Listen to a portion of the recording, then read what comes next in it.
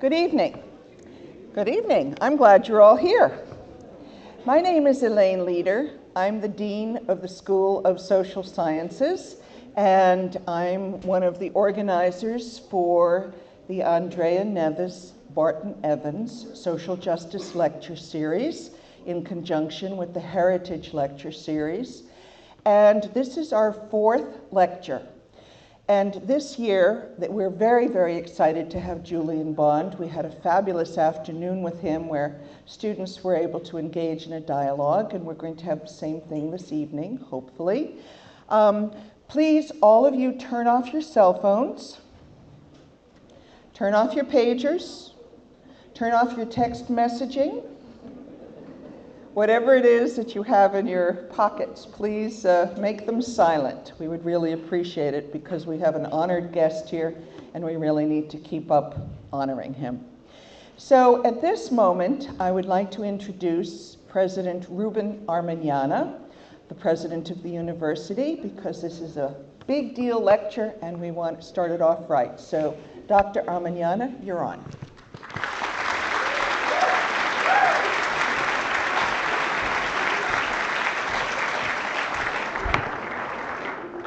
Good evening to all of you. It's wonderful to see all of you here on a Friday late afternoon, almost evening. Fridays is not the day where we see a lot of people at most universities. This series, the Evans Neves Social Justice Series, is one of the most important lecture series that we do at this institution and has brought in the last couple of years 4, and today will be the 5th, highly distinguished individuals. People who have made great contributions to society, people who are thoughtful, and most important, make us think. And this is what part of what a university's role is, to have the stimulus about thinking. We might agree, disagree, be neutral, but what we need to do is be sure that we think about the statements, the histories, the anecdotes, and the message of these important people. I want to specifically thank Bart Evans, Professor Andrea Neves, and also Ms. Connie Cutting and the Cutting Foundation for their support of this series and for bringing in such interesting and thoughtful and interesting people. I have to tell you, and I'm not introducing Mr. Bond, Andrea is, my wife Marnie and I have heard Julian Bond on previous occasions. You are in for a treat. He is most engaging, most interesting. He has experiences which are a mile deep and has a great understanding of this nation, its past, and its future. For I'm very delighted that he's coming to you. And now it is my great pleasure and honor to introduce Professor Andrea Neves, who will introduce Mr. Julian Bond.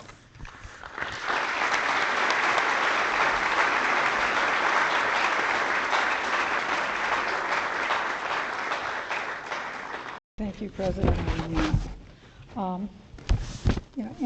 Any words that I might say tonight to describe Julian Bond's history of activism and involvement in issues of social justice wouldn't do him justice. So I'm going to say some just brief statements about him, and then he'll come out and give you a stellar presentation. As a social activist, protester, social justice, politician, scholar, he has throughout his life remained committed to issues of civil rights and social justice, economic justice, and peace since his involvement as a student in the 1950s. And for those of you who are students, I want you to sit up and pay attention here, because he is the model, I think. His life has been a model for standing for what is right and what is just. And it began very early in his life as a student in college. He first got involved in 1960s and established the Student Nonviolent Coordinating Committee. Some of us who were around in those days remember that committee because it had such a profound effect on the civil rights movement. They were dedicated to establishing grassroots support for civil rights in the South. He entered ultimately the political arena by winning a seat in the Georgia state legislature, only to be rejected twice from being seated by that legislature because he stood for anti-Vietnam War sentiments. It took a ruling by the U.S. Supreme Court to finally get him seated. And when I was doing my research on him, I had forgotten that part, that it took him 3 times to get seated in a duly elected district, and it had to go all the way up to the Supreme Court. Now, I can't even imagine that today happening, because he stood for anti-war sentiments. Now, think of what that means today. Throughout his years of involvement with social justice causes, that led him to the presidency of the Southern Poverty Law Organization, founded by Morris Dees, who was our speaker last year at this time. And he just finished a 10-year term as chair of the board of directors of the NAACP, where he really, under his leadership, revitalized the organization. His work, of course, with Martin Luther King, Dr. Martin Luther King, is legend. And you can see, if any of you are able to see some of the videos and the motion pictures of that time. I'm thinking specifically of Eyes on the Prize, which is a documentary that is very well received and viewed frequently. You'll see pictures of a younger Julian Bond. Presently, he is a professor of history at the University of Virginia, and he continues to speak on issues of human rights and social justice. His entire life has been dedicated to that cause, and it's been persistent and consistent. And I stress the issue of consistency, because so many of us pick and choose those issues that are important to us in terms of human rights, social justice, economic justice. Here's a gentleman who has been throughout his life consistent, regardless of the personal cost. So please join me in welcoming Julian Bond, a model for all of us.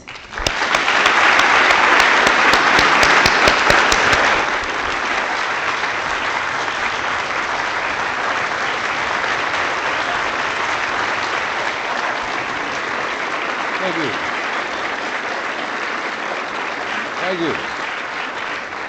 Thank you a great deal for that kind introduction. Thank you, ladies and gentlemen, for your warm welcome. It's a great pleasure to be here this evening. And I was wondering earlier in the day about why I'd been invited here, and suddenly it came to me. It was because you knew about my close, personal, intimate relationship with Martin Luther King. And if you don't know about it, I'm going to tell you about it right now. When I was in college at Morehouse College in Atlanta, I took a course taught by Dr. King.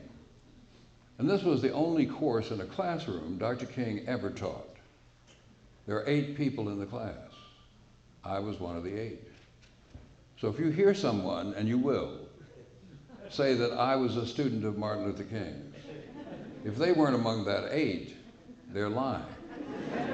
Now, I wish I could tell you that I had perfect recall of what went on in the class, but I don't. I wish I could tell you I had the wit to take extensive notes in the class, and I kept those notes until today, but I didn't do that either.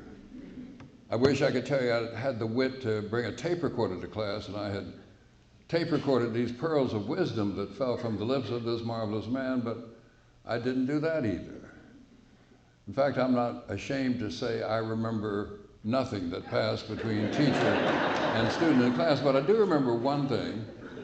One day, he and I were walking across the beautiful, beautiful Morehouse College campus, and I turned to him and I said, Doc, his friends called him Doc. I said, Doc, how you doing? He said, Julian, I'm not doing well. He said, unemployment is high, racism is everywhere, segregation feels immovable. I feel awful, he said. I have a nightmare. I said, no, Doc, turn that around, try I have a dream. And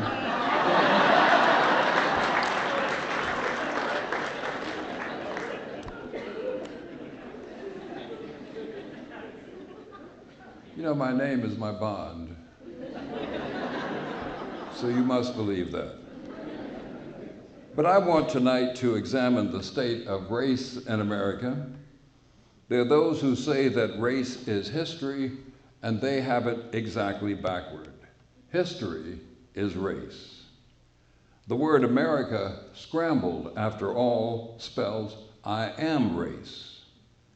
And America is race, from its symbolism to its substance, from its founding by slaveholders to its rending by the Civil War, from Johnny Reb to Jim Crow, from the Ku Klux Klan to Katrina and Gina. That's why it's impossible to overstate the importance and the significance of Barack Obama's election as the 44th President of the United States. It was 41 years ago this year that Martin Luther King was gunned down in Memphis. He's now been dead longer than he lived. 4 years ago, we observed the 50th anniversary of the Montgomery bus boycott. That's the event that introduced King to the world. He was then 26 years old. But at that early age, and at an early stage of the boycott, he understood how historical it would be. 4 days after Rosa Parks stood up for justice by sitting down, the boycott began. That evening, at the first mass meeting, King declared, when the history books are written in the future, somebody will have to say, there lived a race of people, a black people, who had the moral courage to stand up for their rights. And thereby they injected a new meaning into the veins of history and civilization. Well, of course, he didn't exaggerate. Montgomery was the beginning of a mass movement that destroyed segregation and permanently changed our world. Thus, it's no coincidence that 4 years ago, we also celebrated the 40th anniversary of the passage of the Voting Rights Act, now facing a challenge in the Bush-created Supreme Court. And 2 years ago, we celebrated the 50th anniversary of the integration of Central High School in Little Rock, Arkansas.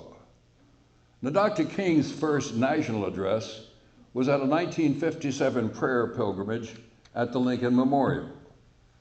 In 1963 alone, the year that King, fresh from the battlefields of Birmingham, told the nation of his dream at the March on Washington, there were more than 10,000 anti-racist demonstrations. The result was the enactment of the 1964 Civil Rights Act, the most sweeping civil rights law before or since in our democracy's finest hour. Now, the spirit of Martin King imbues any election, given the lasting importance of the Voting Rights Act, but King's spirit was especially evident in the momentous election of 2008. The Civil Rights Act of 1964 had made discrimination based on race, gender, ethnicity, or religion illegal. Another act soon followed, making discrimination based on age illegal.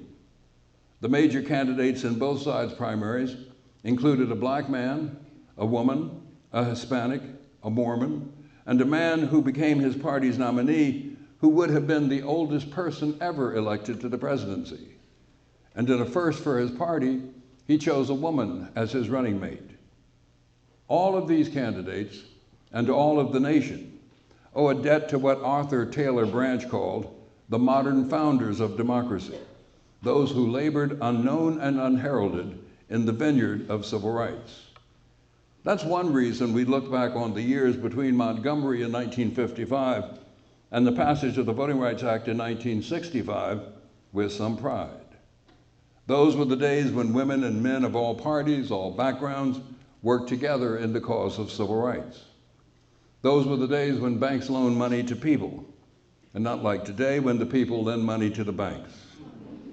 Those were the days we were powered by our values and not valued for our power. Those were the days when good music was popular and when popular music was good. Those were the days when the president picked the Supreme Court and not the other way around. Those were the days when we had a war on poverty, not a war on the poor. Those were the days when patriotism was a reason for open-eyed disobedience, not an excuse for blind allegiance. Those were the days when the news media really was fair and balanced, and not just stenographers for the powerful. But those were not the good old days. In those days, the law, the courts, the schools, almost every institution favored whites. This was white supremacy. Dr. King described those days in 1962.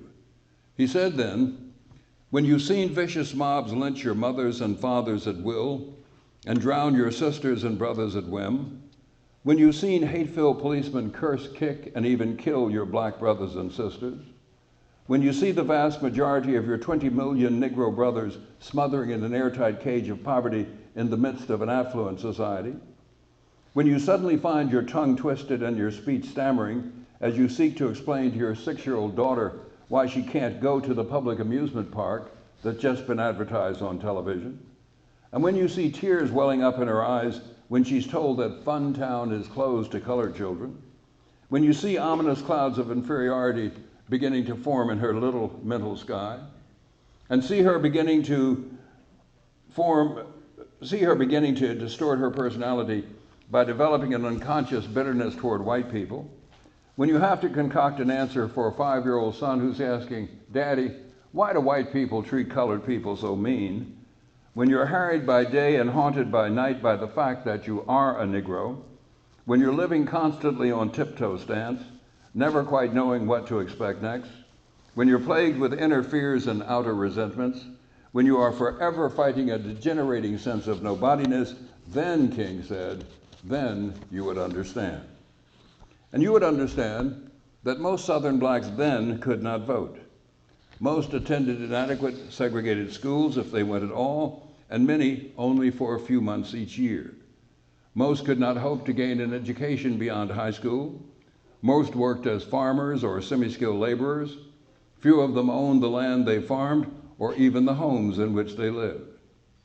This was a massive system of racial preferences enforced by law and terror. It had one name and one aim: to crush the human development of a whole population. It began with slave catching in Africa, and it continues on to the present day. It's only by acknowledging the name, the nature, and the scope of this problem that we can measure the magnitude of our successes and the cost of our failures. We misunderstand our racial circumstances today because we woefully misunderstand yesterday's, adopting a sanitized view of the movement and of Martin Luther King. As Taylor Branch writes, we have encased King and his era in pervasive myth, false to our heritage and dangerous to our future. When the Supreme Court announced in May of 1955, in the second of 2 Brown decisions, that the white South could make hay slowly in dismantling segregated schools, I was 1 year older than Emmett Till. His death 3 months after the second Brown decision was more immediate to me than the court's decision had been. We were nearly the same age when he was murdered in Money, Mississippi, for whistling at a white woman. His death terrified me, but in the fall of 1957, a group of black teenagers encouraged me to put that fear aside. These young people, the 9 young men and women who integrated Little Rock Central High School, set a high standard for grace and courage under fire as they dared the mobs who surrounded their school. Here, I thought, this is what I can be if ever the chance comes my way. The chance to test and to prove myself did come my way in 1960, as it came to thousands of other black high school and college students across the South. First through the sit-ins, then in the freedom rides, then in voter registration and political organizing drives in the rural South, we joined an old movement against white supremacy that had deep, strong roots. Now, King was the most famous. He was the best known of the modern movement's personalities. But we should remember this was a people's movement. It produced leaders of its own. It relied not on the noted, but on the nameless, not on the famous, but on the faceless. It didn't wait for commands from afar to begin a campaign against injustice. It saw wrong and acted against it. It saw evil and it brought it down. Brown v. Board of Education was the movement's greatest legal victory. It changed the legal status of black Americans and ironically made challenges to the established movement's narrow reliance on legal action more possible. As Richard Kluger has written, not until the Supreme Court acted in 1954 did the nation acknowledge it had been blaming the black man for what it had done to him. His sentence to second-class citizenship had been commuted. The quest for meaningful equality, equality in fact as well as in law, had begun. I believe in an integrated America, integrated jobs, homes, and schools. I believe it enough to have spent most of my life in its elusive pursuit. I think it a legal, moral, political imperative for America, a matter of elemental justice, simple right, waged against historic wrong. In a cruel irony, the United States Supreme Court observed the 50th anniversary of Little Rock by gutting Brown v. Board, the case which gave birth to Little Rock and was supposed to end school segregation. Until about 25 years ago, remarkable progress toward that goal was made under Brown. From 1954 to 1982, Supreme Court justices of all persuasions, from William Brennan to Lewis Powell to William Rehnquist, agreed that race-conscious integration policies stand in harmony, not in tension, with Brown. Indeed, for most of us, the notion that race ought not be considered in remedying racial discrimination is ludicrous. But now, the ludicrous has become law. The Bush Court, on the same day the bald eagle was removed from the endangered species list, removed black children from the law's protection. In two cases from Louisville and Seattle, the court held by a 5-4 vote that those school systems could not voluntarily use race in assigning students to school. The court incredibly ruled that conscious racial integration is the moral equivalent of conscious racial segregation. This is the most radical line in a line of cases, beginning in the 1980s, that questioned race-conscious policies. Only Justice Kennedy stood between this ruling and total disaster. 4 members of the court, the right-wing cabal of Scalia and Thomas, Bush appointees Alito and Roberts, would have prohibited any use of race in remedying school segregation. The truth is, there are no non-racial remedies for racial discrimination. In order to get beyond race, you have to go to race. To suggest racial neutrality as a remedy for racial discrimination is sophistry of the highest order. At a time when school segregation is increasing nationwide, a plurality of the court would have condemned minority children to secondary status even before they've started secondary school. Now, we are such a young nation, so recently removed from slavery, that only my father's generation stands between Julian Bond and human bondage. Like many others, I'm the grandson of a slave. My grandfather, James Bond, was born in 1863 in Kentucky. Freedom didn't come for him until the 13th Amendment was ratified in 1865. He and his mother were property, like a horse or a chair. As a young girl, she'd been given away as a wedding present to a new bride. And when that bride became pregnant, her husband, that's my great-grandmother's owner and master, exercised his right to take his wife slave as his mistress. That union produced 2 children, one of them my grandfather. At age 15, barely able to read or write, he hitched his tuition, a steer, to a rope and walked 100 miles across Kentucky to Berea College, and the college let him in. Now, Berea was opened by abolitionists as an integrated school in 1855. It was closed by the Civil War, but opened again in 1866 with 187 students, 96 blacks, 91 whites. It dared provide a rare commodity in the former slave states, an education that was open to all, to blacks, to whites, to women, and to men. My grandfather belonged to a transcendent generation of black Americans, a generation born into slavery, freed by the Civil War, determined to make their way as free women and men. Dr. King belonged to another transcendent generation, a generation born in segregation, freed from racism's constraints by their own efforts, determined to make their way as free women and men. When my grandfather graduated from Berea in 1892, the college asked him to deliver the commencement address. He said then, "The pessimist from his corner looks out on the world of wickedness and sin, and blinded by all that is good or hopeful in the condition and the progress of the human race, bewails the present state of affairs and predicts woeful things for the future. In every cloud he beholds a destructive storm, in every flash of lightning an omen of evil, and in every shadow that falls across his path a lurking foe. But he forgets that the clouds also bring life and hope, that lightning purifies the atmosphere, that shadow and darkness prepare for sunshine and growth, and that hardships and adversity nerve the race as the individuals for greater efforts and grander victories. In the first years of the 21st century, we've been tested by hardships and adversity. If my grandfather was right, we are now poised for greater efforts and grander victories. Already our democracy is healthier now than it was before the 2008 elections. President Bush said he wanted to be a uniter. It took him 7 years, but boy did he succeed. He united Americans around a desire for change. He united Americans in our anxiety about our economic well-being, our dreams deferred, about an unpopular war of choice, about America's reduced standing in the world. As Dr. King said of another unpopular war, in addition to the isolation of the people from the government, there is our national isolation in the world. Of course, the president never wanted to be a uniter. He thrived on Rovian politics of divide and conquer. He lived in a fairy tale world of mission accomplished. For the first 6 years of the Bush administration, the Republicans had the numbers and the Democrats wouldn't take their own side in a fight. When Democrats gained control, albeit barely, of both houses in the 2006 midterm elections, it foretold the desire for change that consolidated the Democrats' power in 2008.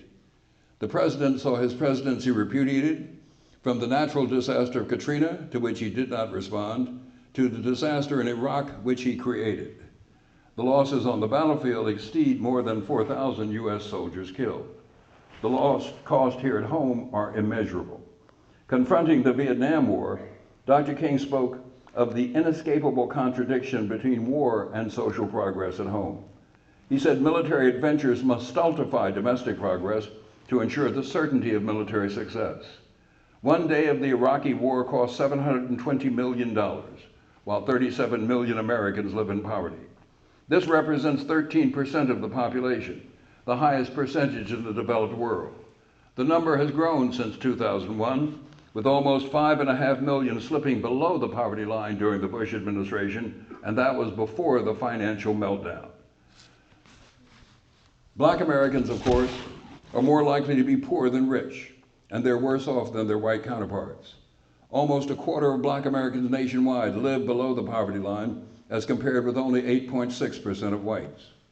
In his New Orleans speech following Katrina, President Bush spoke of the deep, persistent poverty which exists in our country. That poverty, he said, has its roots in a history of racial discrimination. The truth is that race trumps class. A scholar has written, concentrated poverty doesn't victimize poor whites in the same way it does poor blacks. Dr. W.E.B. Du Bois, one of the founders of the NAACP, was the first social theorist to link race and class. He understood then what we must understand now. Race never stands apart from economic realities.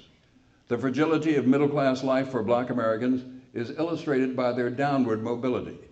Nearly half of blacks born into the middle class 40 years ago have descended into poverty or near poverty as adults, compared to only 16% of whites. For example, home ownership for blacks, already low, are sinking under the weight of the subprime mortgage crisis, which stands likely to be the largest loss of African American wealth that we have ever seen. wiping out a generation of home wealth building. Blacks are 3 times more likely to have subprime loans than whites, with such loans accounting for 55% of loans to blacks and only 17% of loans to whites. This did not happen by accident. There's evidence that minority neighborhoods were actually targeted, that lenders have gone after people whom they think are less sophisticated borrowers. That's why the NAACP has filed 2 lawsuits, the latest right here in California, alleging that lenders, including the nation's largest, have engaged in systematic discrimination against minorities. Of course, discriminatory and predatory lending isn't confined to the subprime market, and it doesn't just victimize individuals, it affects entire families and communities. In his landmark study of what became the Philadelphia Negro, published in 1899, Dr. Du Bois wrote, "Men have a right to object to a race so poor and ignorant and inefficient as the mass of Negroes. But if their policy in the past is parent of much of this condition, then they must hold themselves largely responsible for the deplorable results." Sadly, what was true more than 100 years ago is still true today, in spite of Barack Obama's electoral success. President Obama's victory does not herald a post-civil rights America or mean that race as an issue has been vanquished. It will not end structural inequality or racist attitudes. The Civil War that freed my grandfather was fought over whether blacks and whites shared a common humanity. Less than 10 years after it ended, the nation chose sides with the losers and agreed to continue black repression for almost 100 years. The freed slaves found their former masters once again controlled their fate. American slavery was a human horror of staggering dimensions, a true crime against humanity. The profits it produced endowed great fortunes and enriched generations, and its dreadful legacy embraces us all today. As historian John Hope Franklin writes, all whites benefited from American slavery. All blacks had no rights they could claim as their own. All whites, including the vast majority who owned no slaves, were not only encouraged but authorized to exercise dominion over all slaves, thereby adding to the system of control. Even poor whites, Dr. Franklin writes, benefited from the legal advantage they enjoyed over all blacks, as well as from the psychological advantage of having a group beneath them. Most living Americans, he says, do have a connection with slavery. They have inherited the preferential advantage if they are white, and the loathsome disadvantage if they are black, and these positions are virtually as alive today as they were in the 19th century. 246 years of slavery were followed by 100 years of state-sanctioned discrimination, reinforced by public and private terror, ending only after a major struggle in 1965, 2 years after Barack Obama was born. Thus, it has been less than 45 years that all black Americans have exercised the full right of citizens. Less than 45 years since legal segregation was ended nationwide. Less than 45 years since the right to register and vote was universally guaranteed. Less than 45 years since the protections of the law and Constitution were officially extended to all. The country seems proud, and rightly so, that a candidate campaigning in cities where he could not stay in a hotel 45 years ago has won election to the nation's highest office. This is the real birth of a nation. We know one man climbing the mountaintop does not mean the climb is over for everyone else. Or as we like to say, the NAACP doesn't stand for the National Association for the Advancement of One Colored Person. At the same time, Barack Obama's victory was more than the victory of one man. An energized people said yes to justice, yes to equality, yes to peace. We now have a chance to redeem the promise of our government, to reclaim the democracy for all, not for oil, to put mutual obligations over mutual funds and the public interest over private wealth. The campaign's success did more than elevate a community organizer. It elevated community organizing, and it gave new prestige to a time-honored calling that has served the downtrodden and unrepresented for centuries. Remember, Jesus of Nazareth was a community organizer. Pontius Pilate was a governor. The political right, reeling from their rejection, has tried to cast Obama's win as a center-right victory. That is centrally wrong. Just as the 2006 midterm elections were a referendum on the war in Iraq and the war lost, the 2008 election was a referendum on free market fundamentalism and the free market lost. Those defeated could not defend the indefensible, low or no taxes for the rich, minimal or no regulation for the market, and an economy that does not respect work. With the regrettable exception of fights over gay marriage, the majority have also rejected a continuation of the cultural war as surely as they've rejected the war in Iraq. It's not that the 1960s are over, it is that the 1960s have won. The Republicans have become the white people's party, the pale Palin party. David Letterman said the 10 Republican primary candidates look ready to tee up at a restricted country club. Only one of the 10 Republican white men came to the 2007 NAACP convention, and it wasn't John McCain. By contrast, all 8 of the Democratic candidates chose to appear. As long as they do not look like or respond to minority voters, Republicans will remain a minority party. And as long as they trade in yesterday's outmoded rhetoric, condemning their opponents as socialists, dividing us into the real and presumably the fake Americans, they deserve to be a minority party. The rest of us, blacks, Latinos, Asians, gays, lesbians, young people, women, who form the backbone of an emerging progressive majority, must now be heard and we must be heeded. How we respond now and how we are responded to will determine whether the Obama presidency is bolstered or burdened by high expectations. There needs to be a constantly growing and always reviving movement across America if we're to maintain and expand the victories won on November the 4th. The ascent of new faces in high places may prove ephemeral if the change they promise is not constantly reinforced by independent outside agitation, ensuring that temporary change becomes permanent and the basis for more aggressive and more progressive change in the future. We need to keep our feet on the ground even while our heads are in the clouds. This transformative moment in our nation's history has everything to do with the work of the modern movement for civil rights and with the work the NAACP has waged for 100 years. It was fitting that Obama gave his acceptance speech as his party's nominee exactly 45 years to the day after Dr. King's I Have a Dream speech at the March on Washington. For his inauguration, he rode to Washington on a private railroad car built in the 1930s, when being a Pullman porter was the best job a black man could hope to have and the worst job on the train. He was sworn in front of the National Mall, which had been the site of a slave market. He took the oath standing on the steps of the Capitol, built by slaves who cut the timber, baked the bricks, and laid the stone for the foundation. He then moved into the White House, also built by slaves. And it's fitting he was sworn in almost 100 years after the founding of the NAACP. Just as Obama launched his candidacy in the shadow of Abraham Lincoln on the steps of the Illinois State Capitol in Springfield, so the NAACP issued a call to the nation on the 100th anniversary of Lincoln's birth in 1909.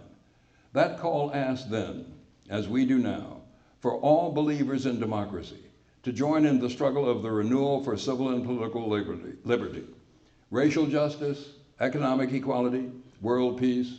These were the themes that occupied Dr. King's life. They ought to occupy ours today. The NAACP launched the modern movement with a Supreme Court victory in 1954. That victory effectively ended segregation's legality, but it also gave a nonviolent army the license to challenge segregation's morality as well. A year after Brown, an NAACP activist in Montgomery refused to give up her seat on a city bus so a white man could sit down. 5 years after Montgomery, 4 young black men, college students in Greensboro, refused to give up their seats at a dime store lunch counter reserved for whites. These small acts of passive resistance to American apartheid and the cumulative acts of tens of thousands more created a people's movement that eliminated legal segregation in less than a decade. We must not forget that Dr. King stood before and with thousands, the people who made this mighty movement what it was. From Jamestown's slave pens to Montgomery's boycotted buses, these ordinary women and men labored in obscurity, and from Montgomery forward they provided the foot soldiers of the Freedom Army. They shared with King an abiding faith in America. They walked in dignity rather than ride in shame.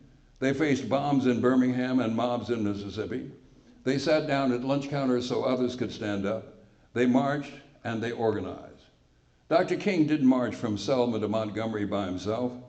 He didn't speak to an empty field at the March on Washington. There were thousands marching with him and before him, and thousands more who did the dirty work that preceded the triumphant march. The successful strategies of the modern movement for civil rights were litigation, organization, mobilization, and coalition, all aimed at creating a national constituency for civil rights. Sometimes it is the simplest of ordinary acts, sitting at a lunch counter, going to a new school, applying for a marriage license, casting a vote, that can challenge the way we think and the way we act.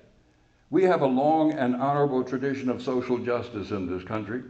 It still sends forth the message, as does Obama's victory, that when we act together, we can overcome. This former community organizer ran the most organized campaign in history.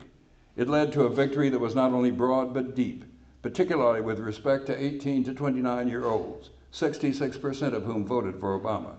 He carried every age group except those over 65. He won a higher percentage of white men than any Democrat since Jimmy Carter. He won among women by a margin of 56 to 43%. He won among 96% of blacks, 67% of Hispanics, and 62% of Asians. He carried 8 of the 10 largest states, and 9 states that went for Bush in 2004. 3 of the former Confederate states rejoined the Union, and our country rejoined the world community.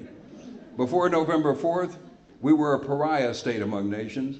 In the aftermath, we can begin to reclaim some of the esteem in which America once was held. We ought to take time to celebrate our new president, the new head of our ship of state, and we have to give him time to succeed. The poet Langston Hughes once wrote, "Oh yes, I say it plain, America never was America to me, and yet I swear this oath, America will be." Now that President Obama has taken the oath, America will be. It will be America to us and for all of us, and it will be up to all of us to ensure that America lives up to its incredible promise. Thank you.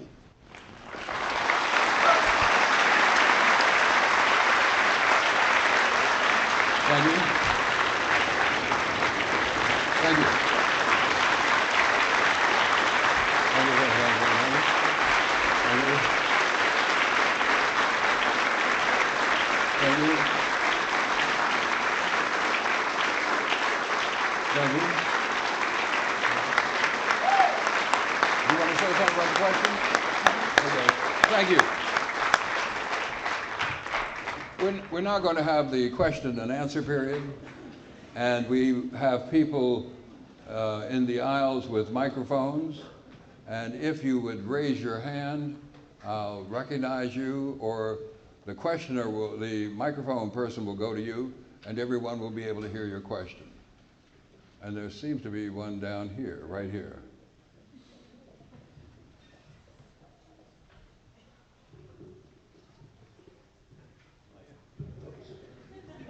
You can tell I'm kind of old, so I don't know which direction the microphone to even hold.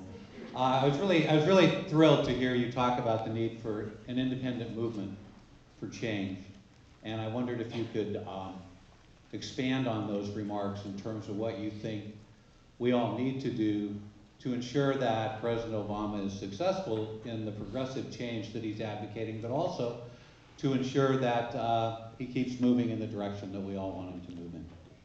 Well, I think it's easy to see that as the new president tries to move the country forward, there's a tiny but powerful cabal which goes to any lengths it can to stop his and our forward progress. Now, they have no alternative suggestions except let's lower taxes. The rich people are paying too much money in taxes. And let's eliminate more regulation. Our industries, including our financial industries, are too heavily regulated. That's their alternative solution to the serious problems that we face. And of course, these are precisely the reasons why we face these serious problems, and it demonstrates how bankrupt their reasoning is. But nonetheless, they exercise power. The Congress is divided. There's not a progressive majority sufficient to pass the president's program. And so we, the people, have to provide the muscle and the noise and the energy to make that happen. So we can't sit back and say, gee, I wonder how the president's doing. I hope he's okay. I hope everything turns out all right. We've done our job. We elected him, those of us who did. We have to do more than that. We have to re-engage in the fight and have to keep pushing and pushing and pushing and pushing. And there will be occasions when the new president will go in this direction. And some of us will say, gee, I wish he'd gone in that direction. And maybe he went in this direction because he thought that was the only direction he could go in, because the people opposing him are so strong and so entrenched and so powerful. We have to say, don't worry about those people. We can take care of those people. We can straighten out those people. They do not understand that they lost the election, that it was over, that the country repudiated them, that it won't stand for this. So that's what we have to do. Another question? Yes. Oh, I'm sorry. There you go. How you doing, sir? Good. Senator John Conyers from Michigan has a bill that he introduced to Congress, H.R. 40, to study for reparations for the descendants of slaves, African Americans here in America. How do you feel about that proposal, and do you think that with Barack Obama in office that the NAACP can try to push in and have that bill passed? Well, Congressman Conyers has been introducing this bill for many, many years, and each year the number of sponsors grows larger and larger and larger, but it is not yet, does not yet have sufficient sponsors for it to pass the House, and I think it would have tremendous difficulty in the Senate. Having said that, the NAACP has supported this from the beginning, and this is not a bill which says the government should pay X amount of dollars to every person of color in the United States. It doesn't say that. It says the United States should, as other countries have done, consider whether reparations ought to be paid to the descendants of slaves, and how ought these reparations be paid, and in what manner. Now, you know, we did this to the Japanese. We interred during the Second World War, the people we put in concentration camps. After a long, long struggle, they were paid some minimal amounts of money. They never reclaimed the property we stole from them. They never reclaimed their position in life, which was firmly established, particularly here in California. But at least we made an effort to say we made a big mistake and we're sorry about it. And that's what I think Congressman Conyers is at. And as I say, the bill does not have enough sponsors to come close to passage now, but the number goes up every year, and we can hope. Yes, sir? Mr. Bond, it's great to be here, hearing you again. I met with you in Atlanta. I'm sorry, not Atlanta. It was in Denver back, I recall you were in 2000, 2001, and a big fancy library they built there. Oh, yes, yeah. Remember that? Yeah, big new library. Yes, sir, and at the time, I was investigating the Columbine High School massacre and the cover-ups of what was happening there. And I addressed the issue with you that I've been living here in Santa Rosa, California, in the same county here. And I'm a full-time investigator of violent crimes against children covered up by law enforcement. And we're having a 10th anniversary event in Denver for the Columbine massacre, April 18th and 19th. And I'm giving you a package here. I'd like to invite you to consider, it'd be an honor to have you come and speak there. And I'm sure you're traveling all over the country and everything, but I joined the NAACP first in Las Vegas in '96, in Denver in '99, and I've been in LA recently, and now I've moved back here where I started my investigation. This is where Bohemian Grove is.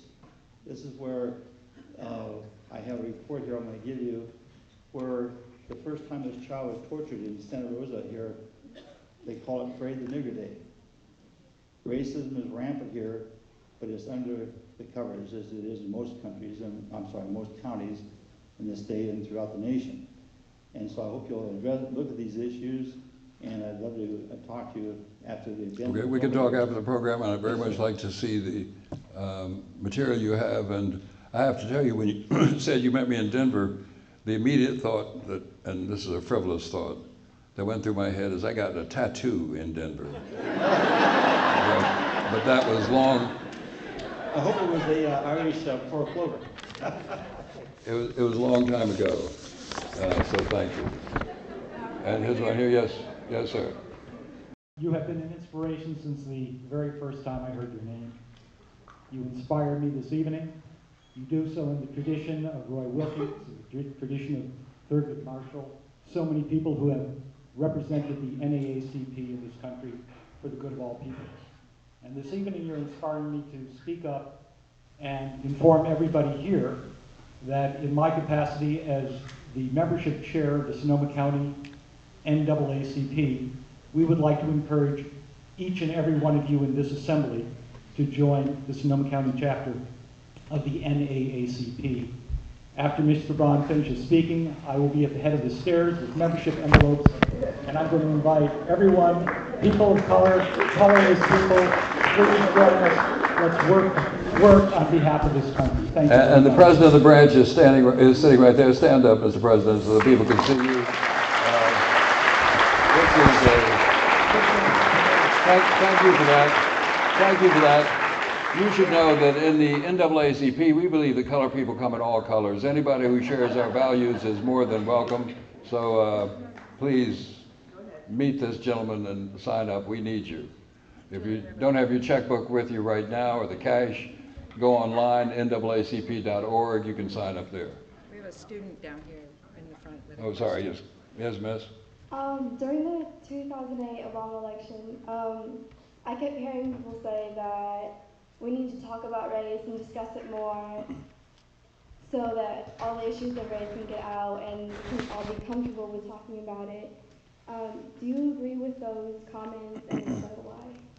I do agree with them, and I was very happy some years ago, before your time, when, not before your time, but actually President Clinton tried to begin a nationwide conversation on race, and he was unsuccessful, primarily because the people who do not want there to be a conversation about race objected to him, made him put unworthy people on his commission, and the group never came to much, unfortunately. But I do think we need to have this kind of conversation, and you can only wonder if we had had a Truth and Reconciliation Commission like South Africa did when apartheid ended, if we had had that at the end of the Civil War, when I think such things were unthinkable, or if we'd had it at the end of the modern day civil rights movement, what a different kind of country we'd be today. I don't think we'd be a perfect country. We would be a more perfect country, and I think it's a wonderful idea. And you know, Attorney General Holder just tried to reignite this conversation unsuccessfully, but it's a wonderful idea. Yes, sir. You spoke a little bit about your grandfather, great-grandfather, with his tuition Ox or Cal and going to Berea. Would you give us just some thoughts about where you see the trajectory of education going in America from just after the Civil War, when public schools, especially public high schools, were beginning, and to the time, to our present, through your time in high school, and then what do you think is the possibilities of the future? Well, the possibilities are endless. The probabilities are probably more limited. And when thinking about your question, my sister who's sitting here and I were plaintiffs in a lawsuit in the early, in the 1940s in Lincoln University, Pennsylvania, against segregated schools. This is Pennsylvania, not more than 50 miles from Philadelphia. 2 schools in the town, black kids over here, white kids over here across the street.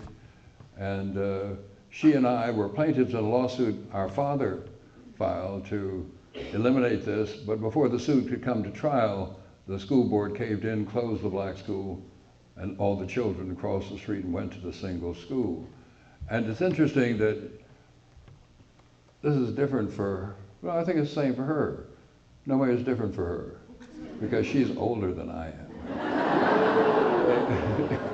Is that until I went to high school, I never went to a school with an indoor toilet.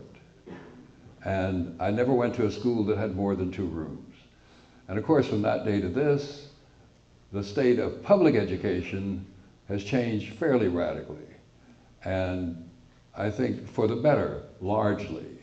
But there's still too many children going to too many schools where they're segregated by race or income, and where the schools aren't equal to the kind of education that children ought to receive. You may not know it, but that Hispanic children in Los Angeles are more segregated in the public schools of Los Angeles than black children are in the public schools of Mississippi. Now think about that. Mississippi used to be the state that everybody in the country said, thank God for Mississippi. because we'll never be the last state in these statistics. Thank God for Mississippi. Now, California slipped behind Mississippi. So you Californians need to do something about this. It's hard to summarize the state of public education, except that I think anyone familiar with public schools knows that there's some very good ones that turn out a great product, have good students, good teachers, good parents involved, and there are others that are just the opposite of that. And until we reach some kind of parity, so that all children get an equal opportunity to go to the same and get the same level of education, then we're going to continue to be afflicted with all of the problems we have today. They're not going to go away. We can't wish them away, and we have to do something about it. And I think President Obama, I don't want to put too much on his shoulders, but that's why I hope that the rest of us will help him do the things he wants to do, and the things he cannot do, we will help him to do. We'll make it possible for him to do, and helping fix public education is one of them.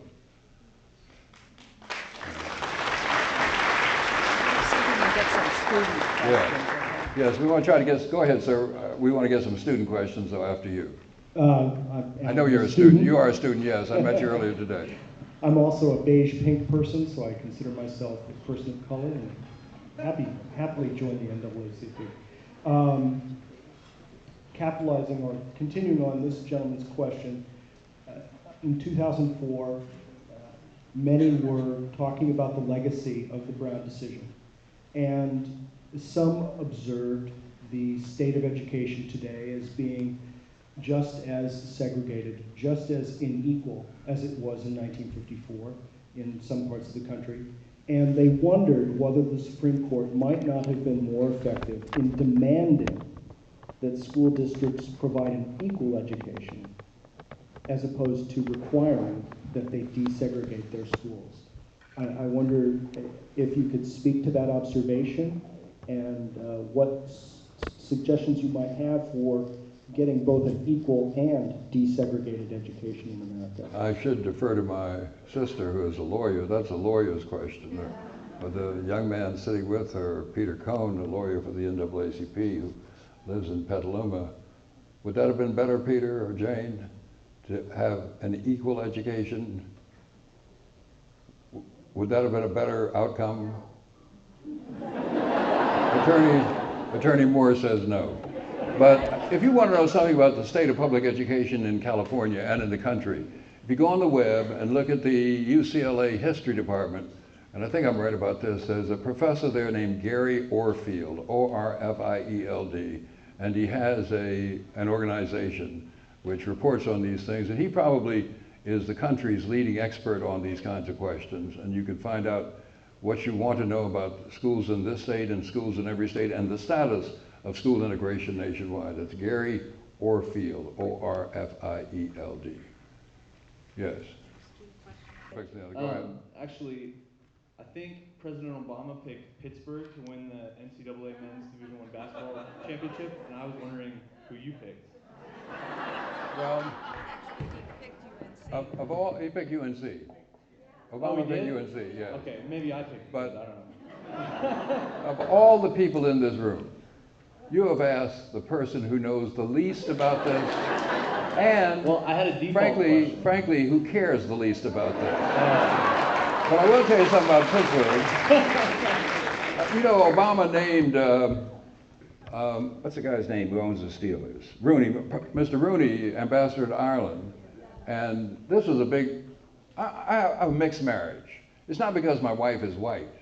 That's not why I have a mixed marriage. I have a mixed marriage because my wife is a rabid sports fan. And friends, while I'm here, she's over there in the hotel watching the NCAA. And I made a lot of points with her when I went to Pittsburgh to make a speech. This man came up to me and he said, I forget his first name, I'm Mr. Rooney. He said, I'm in sports. I said, I know who you are, Mr. Rooney. And so that got me a little status with my wife I didn't have before. But go on, what's your fallback question? Who do you think is going to win American Idol? I have no idea. I seldom watch American Idol. Yes, ma'am. Hi. First of all, I just want to say it's an honor to be here. Mr. Bond, I had a question about education. As a daughter of an immigrant who didn't learn to read till he was in his 20s, I wanted to ask about education, especially for the children of immigrants, how they're very, very unlikely to go to college, and there's a lot of poverty and teen pregnancy, and also about education, about the schools aren't segregated anymore, but by where people live, and minorities tend to live in the poorer areas and go to the poorer schools and the worst schools. And so I just wanted to know like what you think can be done and what we can do as students to help that and make it better maybe. Well, I'll tell you one thing you could do, which is something I've suggested for a couple of years and hasn't caught on yet, and that may be because it's not a good idea. But I don't know if you know about No Child Left Behind that President Bush passed, and of course leaving the money behind was not a good idea, but the basic notion, you know, isn't that bad. And under No Child Left Behind, if this were a county right here, and the students in this first row went to the worst schools in the county, just these 3 young people here, they could apply to go to the best school in the county in the back row there. And if there was room, the school would have to take them, and it may not be a county, maybe a city, but anyway, the school would have to take them and would have to pay the cost of transporting them from here to there.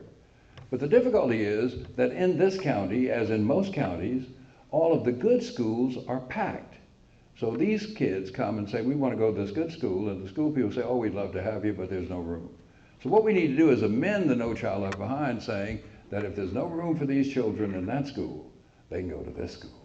They can cross the county line, they can cross the county line, they can cross the city limits, and they can go over there, and this bad school system will have to pay for them to go over here. And that's one thing, and it's only one of many, many things that we ought to do. But what we really ought to do is to get more people interested in this question. All of us hear these statistics, hear these facts you relate, and many of us know that we say, boy, that's just terrible.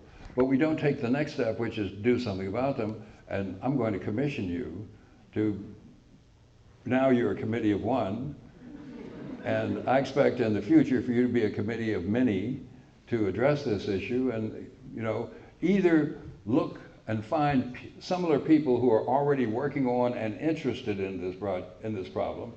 That's so much easier than starting brand new yourself, and there are people who are doing it.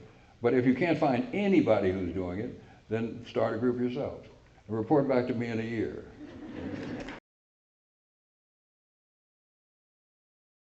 How would you respond to people who say affirmative action is reverse racism? I would say what these 2 words, affirmative action, intend to do is to level an unequal playing field. And you hear a lot of anecdotal evidence about some, let's say, dock worker, white dock worker, whose job is moving heavy things.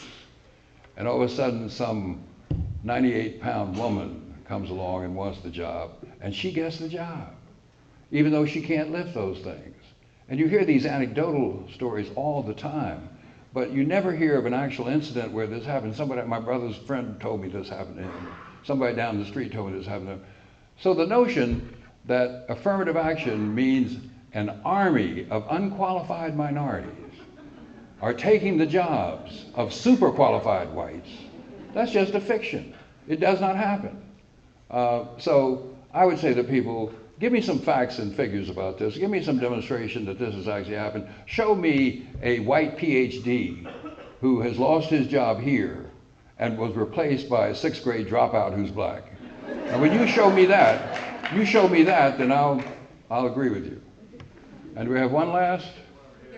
Over here. It's hard to see back to the lights in our eyes. Yes, sir, go ahead. As I understand, I have a question about Martin Luther King. And one of the obstacles that he encountered during the civil rights movement was his relationship with the FBI. I was wondering if you can enlighten us what J. Edgar Hoover's primary motive was for his hatred of Martin Luther King. Well, it's hard to ascribe a particular motive to J. Edgar Hoover, but Hoover disliked civil disobedience. Dr. King practiced civil disobedience. Hoover, we don't really know Hoover's racial feelings and what kind of person he was in regard to that, but we do know that during most of his tenure as FBI director, and it was lengthy, there were next to no FBI agents employed by the FBI, and one of them was the guy who took your coat when you came in the FBI office to see Director Hoover. One of them watched the guns in the New York office, and so the paucity of these agents of color shows you something about Director Hoover's racial attitudes. And I think he had a confused kind of sexuality, and he was hostile to the notion of black men and white women being together, and he suspected King of engaging in sexual orgies, and he had this compulsion to find these things out about him, and he was just a very strange person. So I think a combination of all those things made him do what he could to make it impossible for King to succeed, and he might well have succeeded had King not enjoyed such high standing among most of the people in the country at the time, because Hoover himself enjoyed high standing too.